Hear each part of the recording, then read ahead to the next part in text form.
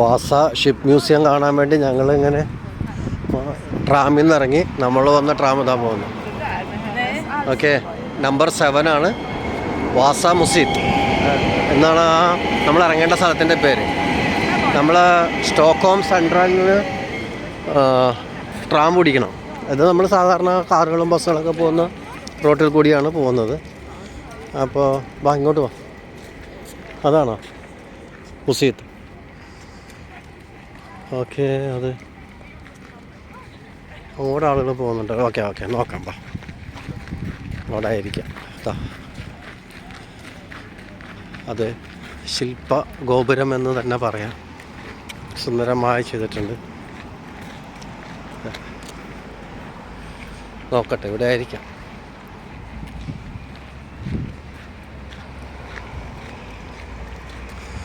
നമുക്ക് അതിലൂടെ വരാം മാഷെ, ഫ്രണ്ടിൽ കൂടി കയറാം. അതാണല്ലോ, അതാണ് അതിൻ്റെ സെൻറ്റർ. വരും. ടൂറിസ്റ്റുകൾ അധികം വന്നു തുടങ്ങിയിട്ടില്ല, സമയം അത്ര ആയിട്ടുള്ളൂ.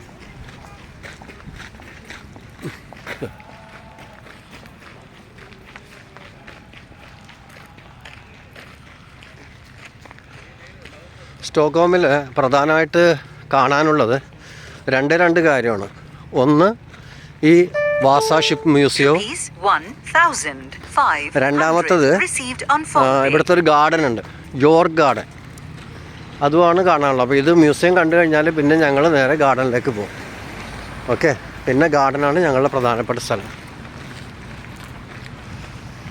നോർദിസ്ക Museet. Okay, northerns Paris of the north. Okay, ഇതാണ് ഇതിൻ്റെ പ്രധാനപ്പെട്ട സ്ഥലം. ഇതാണ് അതിൻ്റെ സെൻറ്റർ. ഞാൻ ആദ്യം വീഡിയോ ഇടുന്നുണ്ട്. ഇതാ എത്ര സുന്ദരമാണെന്ന് നോക്കി. ഇതിലൊന്ന് എന്തോ എഴുതിയിട്ടുണ്ടേ, ഞാൻ വന്നിട്ട് ഫോട്ടോ എടുക്കാം. ഒരു മിനിറ്റ് കേട്ടോ.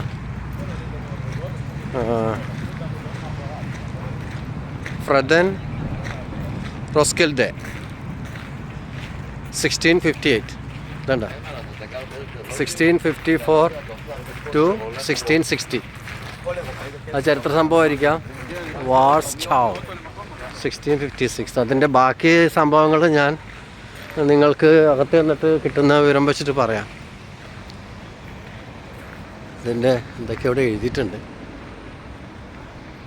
ഓക്കെ, അപ്പോൾ എന്തായാലും മ്യൂസിയത്തിനകത്തേക്ക് നമ്മളിപ്പോൾ കയറും. എന്നിട്ട് ഞാൻ വിശേഷം പറയാം. അതിനു മുമ്പ് ഞങ്ങളുടെ ഒരു സെൽഫി എടുക്കട്ടെ. ഇതുണ്ട്, ഇതിൻ്റെ ചുറ്റുപാടും നോക്കിക്കോ. അപ്പുറത്ത് ഫ്രണ്ടിൽ പുഴയാണ്. അവിടെ എല്ലാം യാട്ടുണ്ട്. യാട്ട് ഇഷ്ടംപോലെ ഉണ്ട്. ആളുകൾ ഇവിടെ അവിടെ യാട്ടിൽ താമസിക്കുന്നുണ്ട്. സ്വന്തമായിട്ട് അവരിങ്ങനെ യാത്ര ചെയ്യും, അല്ലെങ്കിൽ അവർ വന്ന് യാട്ടിൽ സ്വന്തം യാട്ടിൽ പുഴയിൽ താമസിക്കും. അങ്ങനെയുണ്ട്. ഇതുണ്ട്, ഇതിൻ്റെ പ്രധാന എംബ്ലമാണത്. ഓക്കെ, ശരി. മുൻപത്തെ വീഡിയോയിൽ ഞാനൊരു പ്രധാന കാര്യം പറഞ്ഞിരുന്നു. ഇവിടുത്തെ സമ്മർ സീസൺ പോയിക്കൊണ്ടിരിക്കുകയാണ്. ഇതുണ്ട, ഇനിയിപ്പോൾ ആ ഇലകളെല്ലാം മഞ്ഞ കളറായി. ഇനി ഈ ഇലകളെല്ലാം ഇതുണ്ട ഉണങ്ങിക്കൊണ്ടിരിക്കുന്നത്. ഇതാ ഉണങ്ങി താഴെ വീണിട്ടുണ്ട്. ഇനി ആ കമ്പുകൾ മാത്രമേ ഉണ്ടാവുള്ളൂ, ബ്രാഞ്ചസ് മാത്രം. ഇതുണ്ട്, എല്ലാം ഉണങ്ങിക്കൊണ്ടിരിക്കുക.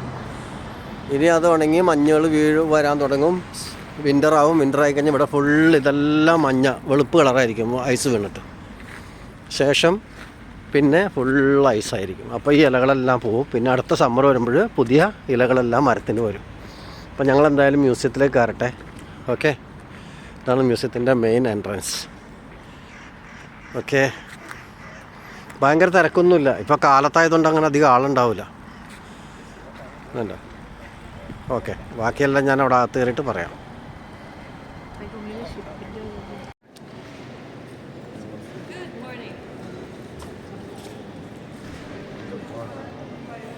This is the Nordic Museum. Here, not the Vasa Museum. This is the Nordic Museum. Vasa is the next museum. So outside, round towards the water. മ്യൂസിയത്തിലെ മെയിൻ ഗേറ്റ് കഴിഞ്ഞു. രണ്ടാമത്തെ ഗേറ്റിലേക്ക് വരുമ്പോൾ ഇങ്ങനെ ഇനിയിപ്പോൾ കാണുന്നതാണ് ഡോറ്. അതിൽ മ്യൂസിയത്തിലേക്ക് അതിൻ്റെ ആ ഷിപ്പ് കാണാനായിട്ട് കയറുന്ന ഗേറ്റാണത്.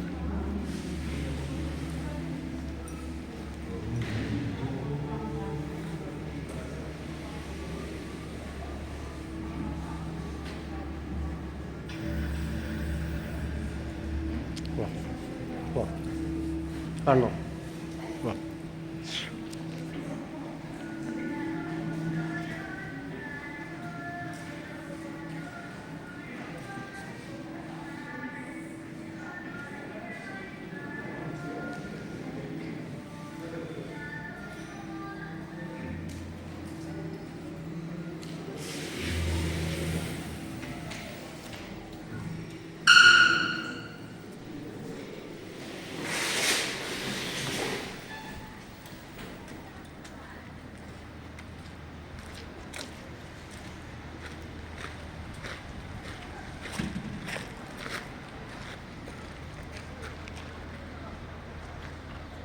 ഇതിൻ്റെ ബാക്ക് വശമാണ്.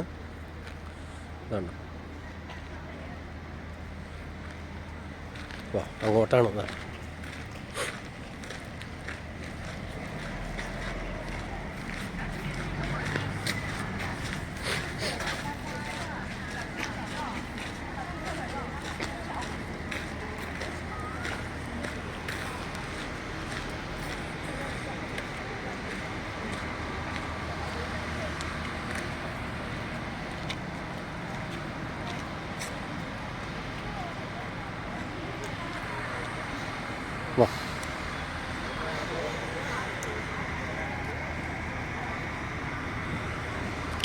ടൂറിസ്റ്റുകളെ കൊണ്ട് ബസ്സുകൾ വരുന്നുണ്ട്, തിരിച്ചു കൊണ്ട് പോകുന്നുണ്ട്.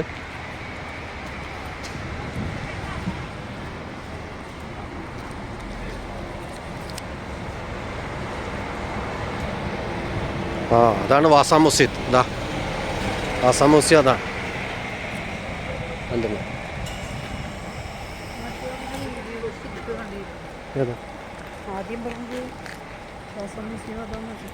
ഏതാ അത്? Main entrance.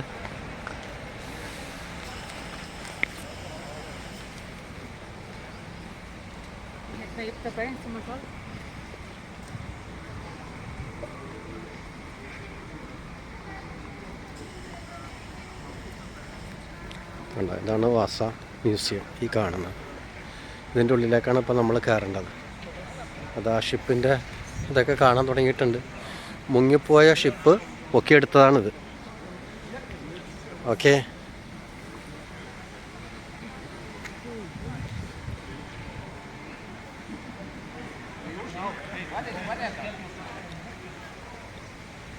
അത് മ്യൂസിയം ആക്കിയിട്ടുണ്ട്. നോക്കട്ടെ ഇതെങ്ങനെ നമ്മളത് നോക്കിയിട്ട്.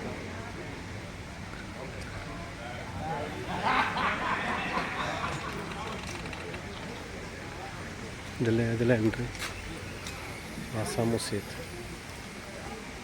നോക്കട്ടെ കേട്ടോ, എൻട്രി നോക്കട്ടെ.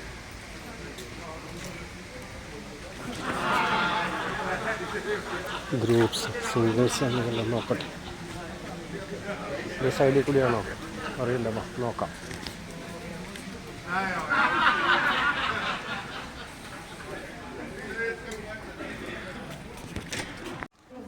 ഈ വാസ മ്യൂസിയത്തിൽ കയറണമെങ്കിൽ എന്താ അഡൽട്ട്സിന് 190 ചാർജ് ഉണ്ട്.